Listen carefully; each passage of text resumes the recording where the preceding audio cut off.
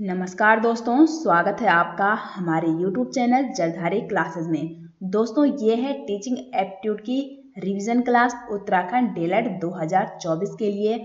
और अगर आपको उत्तराखंड डीएलएड के लिए टीचिंग एप्टीट्यूड की ई बुक या previous year paper and practice set चाहिए तो इसका लिंक आपको इस वीडियो के डिस्क्रिप्शन में मिल जाएगा, या आप सीधे गूगल पे सर्च कर सकते हैं jaldhariClasses.in। तो वहाँ भी आपको डीएलएड से संबंधित practice set and E book देखने को मिल जाएगी। आप उसे वहाँ से डाउनलोड कर सकते हैं। तो चलिए दोस्तों, आज की वीडियो शुरू करते हैं। तो आज की वीडियो का फर्स्ट क्वेश्चन है, किसी व्यक्ति का चरित्र सबसे ज्यादा प्रभावित होता है, आप क्या मानते हैं? तो किसी भी व्यक्ति या बालक का चरित्र सबसे ज्यादा प्रभावित होता है उसके पारिवारिक परिवेश से। तो वन का सही आंसर क्या है? Option A. और उसके परिवार से ही उसका समाजीकरण भी शुरू होता है। नेक्स्ट क्वेश्चन है, शिक्षक छात्र अंतर वैयक्तिक संबंध में कौन सहायक सिद्ध होता है? कौन सा यहाँ पे राइट आंसर होगा? इसका सही आंसर होगा ऑप्शन डी, उपरोक्त सभी। आत्मीय लगाव भी, निरंतर संप्रेषण भी और समावेशी शिक्षा भी। समावेशी शिक्षा या समावेशी शिक्षण भी। नेक्स्ट क्वेश्चन है, शिक्षण की प्रकृति कैसी होती है? तो शिक्षण की प्रकृति सदैव कैसी होती है? सकारात्मक, पॉजिटिव। ठीक है। क्वेश्चन नंबर 4 है यहाँ पर, सतत और व्यापक मूल्यांकन के लिए तार्किक आधार क्या है? तो सतत और जो व्यापक मूल्यांकन है उसके लिए तार्किक आधार क्या है? यहाँ पे आप ऑप्शन देख सकते हैं। तो सीखने के एक से अधिक पक्षों का इसमें क्या होता है? आकलन होता है, क्योंकि हमने बच्चों का क्या है? सर्वांगीण विकास करना है। और सीसीई या सतत और व्यापक मूल्यांकन में बच्चों का कितना विकास हुआ है वो हम सभी क्या करते हैं? उसका मूल्यांकन करते हैं। क्वेश्चन नंबर 5 है, गृह कार्य देने के संबंध में आपका क्या विचार है? जब आप अपने स्टूडेंट को होमवर्क देते हैं तो क्या सोचकर देते हैं और क्या सोचकर आपको देना चाहिए? तो 5 का राइट आंसर है यहाँ पे ऑप्शन डी कि गृह कार्य छात्रों की क्षमता और उनकी योग्यता के अनुसार आपको देना चाहिए, जिससे उनमें क्या है? उनके ऊपर बर्डन ना पड़े। क्वेश्चन नंबर 6 है, निम्नलिखित में से कौन सा कथन दृश्य श्रव्य सामग्री या ऑडियो विजुअल मटेरियल के संदर्भ में न्यूनतम सत्य है? यहाँ पे न्यूनतम सत्य है, तो कौन सा यहाँ पे कथन न्यूनतम सत्य होगा? तो ऑप्शन सी होगा कि दृश्य श्रव्य सामग्री के प्रयोग द्वारा शिक्षकों की कमी की पूर्ति की जाती है। तो ये होगा यहाँ पे राइट आंसर। क्वेश्चन नंबर 7 है, भारत का प्रथम निजी विश्वविद्यालय कौन है? तो भारत का प्रथम निजी विश्वविद्यालय कौन सा था? सिक्किम मणिपाल यूनिवर्सिटी यहाँ पे करेक्ट आंसर होगा। क्वेश्चन नंबर 8 है, निम्नलिखित में से किस मनोवैज्ञानिक ने सफल बुद्धिमत्ता का प्रतिपादन किया था? तो किसने किया था? तो ये किया था रॉबर्ट स्टर्नबर्ग ने। ठीक है। 8 का राइट आंसर है ऑप्शन ए। क्वेश्चन नंबर 9 है, निम्न में से किस विधि के अंतर्गत क्या, कहाँ, कब, क्यों और कैसे आदि प्रश्नों की जांच की जाती है? तो ऐसे क्वेश्चनों की जांच किसमें की जाती है? तो ये की जाती है गुणात्मक शोध विधि में।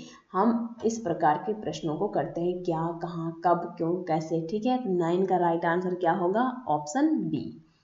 क्वेश्चन नंबर 10 है, किस प्रकार की शिक्षा व्यवस्था में शिक्षा नियमित एवं आवश्यक रूप से तथा पाठ्यक्रम के अनुसार दी जाती है? तो कौन सी वो शिक्षा है? तो वो है औपचारिक शिक्षा, जो हमें विद्यालय या स्कूल में प्राप्त की जाती है। अब देखो, विद्यालय में हमारा क्या एक फिक्स कैरिकुलम है, हमारा फिक्स टाइम टेबल है कि किस टाइम हमारा स्कूल ओपन होगा, किस टाइम क्लोज होगा, किस टाइम कौन सा पीरियड चलेगा, ये सभी हमको प्रोवाइड होता है औपचारिक शिक्षा में।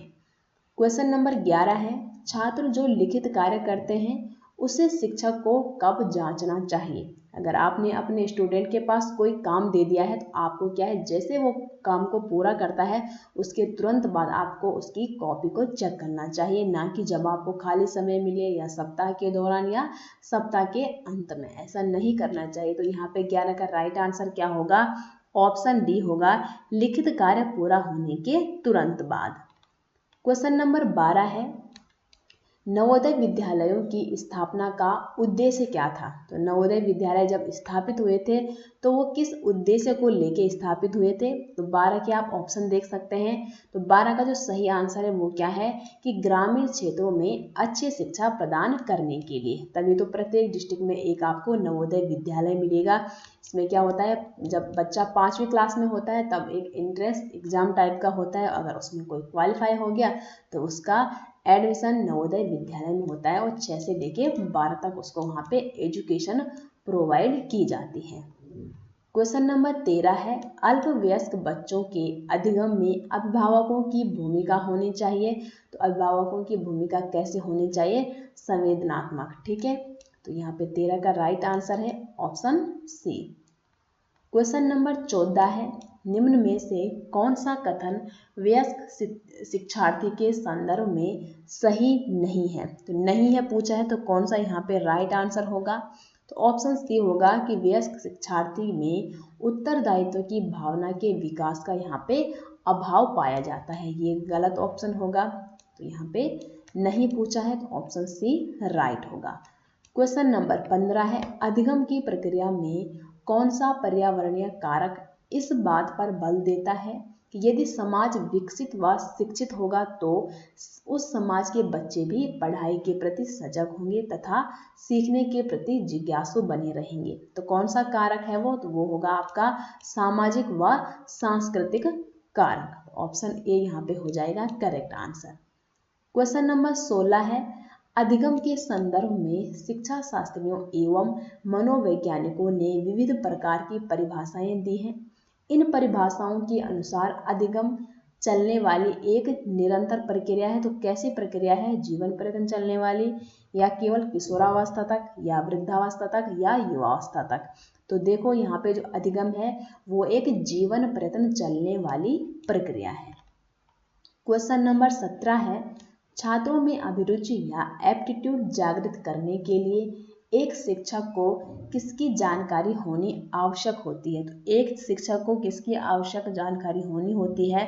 तो यहाँ पे छात्र की शारीरिक स्वास्थ्य की भी, क्योंकि एक एज अ टीचर आपको अपने स्टूडेंट का शारीरिक स्वास्थ्य के बारे में भी पता होना चाहिए। हो सकता है उसको कोई क्या है फिजिकली कुछ प्रॉब्लम है और वो पढ़ाई नहीं कर पाता है, तो आपको क्या है उसका कारण जानना चाहिए।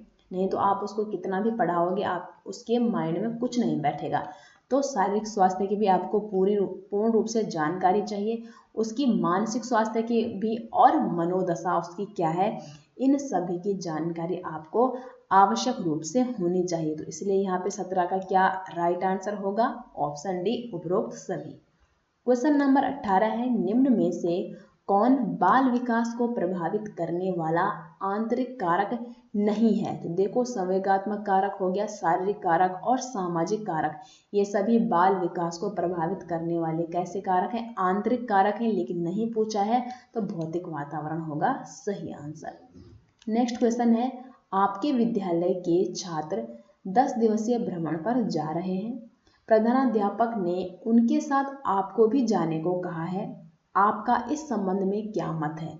आप क्या कहेंगे? मेरा समय खराब होगा? नहीं, देखो अगर आपके स्टूडेंट टूर में जा रहे हैं और आपको ये सौभाग्य प्राप्त हुआ है कि आपके प्रिंसिपल ने आपको भी जाने को कहा है, तो इससे क्या होगा, अगर आप अपने स्टूडेंट के साथ जाएंगे तो आप उनके साथ आपकी बॉन्डिंग और अच्छी होगी, और जो अदर स्कूल के स्टूडेंट हो गया या अदर स्कूल के वहाँ पे टीचर होंगे उनके साथ भी आपकी बॉन्डिंग अच्छी होगी, अर्थात छात्रों तथा अन्य व्यक्तियों के साथ अंतः संबंध बढ़ेंगे अगर आप अपने स्टूडेंट के साथ किसी टूर में जाएंगे। तो इसलिए ऑप्शन सी होगा यहाँ पे राइट आंसर।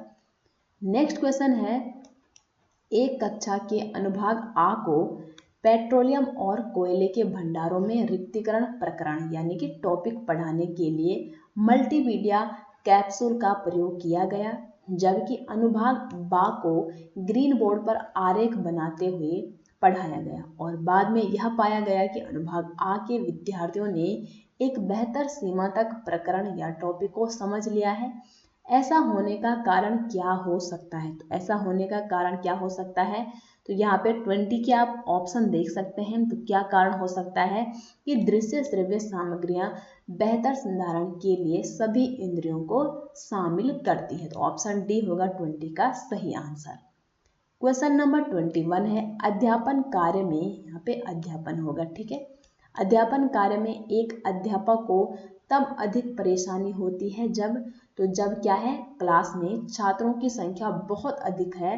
तो तब क्या होगा, एक अध्यापक को अध्यापन कार्य करने में प्रॉब्लम्स आ सकती है। तो ऑप्शन ए होगा इसका करेक्ट आंसर। देखो यहाँ पे ऑप्शन पे भी डिपेंड करता है कि सही आंसर कौन होगा, ठीक है।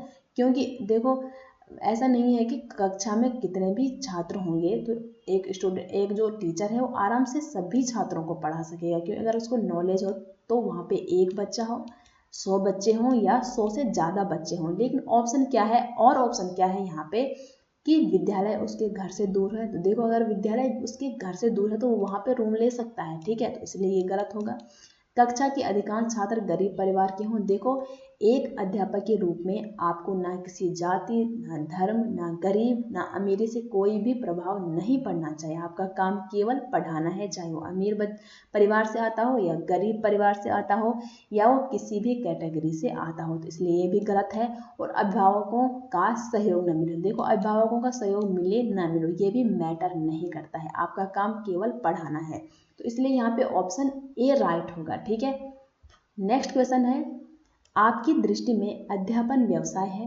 तो आपकी दृष्टि में अध्यापन व्यवसाय कैसा है, ये एक जीवन प्रयत्न पठन पाठन का क्या है, एक व्यवसाय है। तो ऑप्शन सी होगा 22 का राइट आंसर।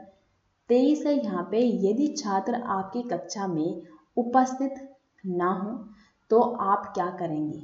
आप ऐसी कंडीशन में क्या करेंगे, तो आप क्या करेंगे, सबसे पहले आपने कारण का पता लगाना है कि आखिर में ये बच्चा डेली या लेट आता है या आपकी क्लास में वो गायब होता है या वो आपकी क्लास में अनुपस्थित होता है। तो आपने इन सभी का क्या करना है, कारणों का पता लगाना है और उन्हें दूर करने की भी पूरी कोशिश करनी है। तो इसलिए 23 का राइट आंसर क्या होगा, ऑप्शन डी होगा।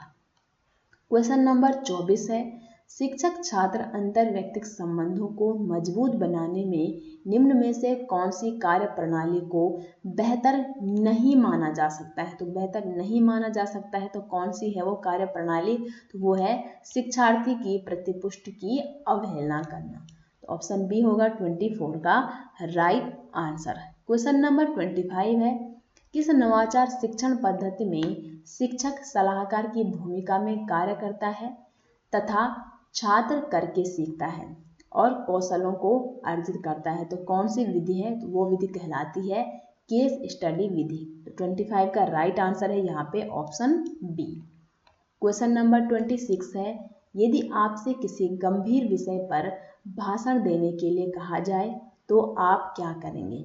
आप क्या करेंगे, इस विषय पर मित्रों से सलाह लेंगे या स्पष्ट मना करेंगे या जल्दी आप तैयार हो जाएंगे या कुछ देर का आप समय मांगेंगे। नहीं, आपको अगर किसी भी टॉपिक पे किसी भी विषय पे भाषण देने के लिए कहा जाए तो आपने तुरंत क्या करना है, हाँ करके वो भाषण तैयार करना है। तो ऑप्शन सी होगा 26 का सही आंसर। क्वेश्चन नंबर 27 है रचनात्मक शिक्षण विधि किस प्रकार शिक्षार्थियों के लिए नवाचार के रूप में कार्य करती है। तो ये एक रचनात्मक क्षमता की पहचान में भी कार्य करती है, प्रोत्साहित करने में भी और परीक्षित करने में भी। इसलिए 27 का जो सही आंसर है वो क्या है, यहाँ पे ऑप्शन डी उपरोक्त सभी। नेक्स्ट क्वेश्चन है किशोर का, यहाँ पे किशोर ... का अनुभव कर सकते हैं। तो किशोर यहाँ पे बचपन में किए गए अपराधों के प्रति डर का भाव का अनुभव कर सकते हैं या आत्मसिद्धि में भाव का अनुभव कर सकते हैं या जीवन के बारे में परितृप्ति कर सकते हैं या दुश्चिंता और स्वयं से सरोकार का अनुभव कर सकते हैं। तो 28 का राइट आंसर है यहाँ पे ऑप्शन डी कि किशोर दुश्चिंता और स्वयं से सरोकार का अनुभव कर सकते हैं। तो ऑप्शन डी होगा राइट आंसर। नेक्स्ट क्वेश्चन है विद्यालय में पेड़ पौधे लगाने से क्या क्या लाभ होते हैं। तो अगर आप विद्यालय में पेड़ पौधे लगाएंगे तो आपका विद्यालय भी क्या होगा, स्वच्छ होगा और आपका आसपास का एनवायरनमेंट भी क्या रहेगा, एकदम स्वच्छ रहेगा। तो इसलिए ऑप्शन ए होगा 29 का राइट आंसर, पर्यावरण की स्वच्छता होगी अगर आप अपने आसपास, विद्यालय के आसपास पेड़ पौधे लगाते हैं। और आज की वीडियो का लास्ट क्वेश्चन है, किसके परिणाम स्वरूप बालक अपने निरंतर बदलते हुए वातावरण में ठीक प्रकार समायोजन करने में सक्षम हो पाता है? सर्वाधिक उपयुक्त विकल्प का आप चयन कर सकते हैं। तो कौन सा यहाँ पे सर्वाधिक उपयुक्त विकल्प है? तो वो विकल्प है यहाँ पे संज्ञानात्मक विकास या कॉग्निटिव डेवलपमेंट होगा करेक्ट आंसर क्वेश्चन नंबर 30 का। तो ये थी दोस्तों आज की वीडियो। उम्मीद करते हैं आपको ये वीडियो पसंद आती है। वीडियो पसंद आती है तो वीडियो को लाइक करें, शेयर करें, कमेंट करें। और अगर आप YouTube चैनल में नए आए हो तो YouTube चैनल को भी ज़रूर सब्सक्राइब करें। और आपको इन 30 क्वेश्चन में से कितने क्वेश्चन आए वो भी आप कमेंट बॉक्स में बता सकते हैं। तो मिलते हैं दोस्तों एक नई इंटरेस्टिंग वीडियो के साथ, तब तक के लिए आप सभी का बहुत बहुत धन्यवाद।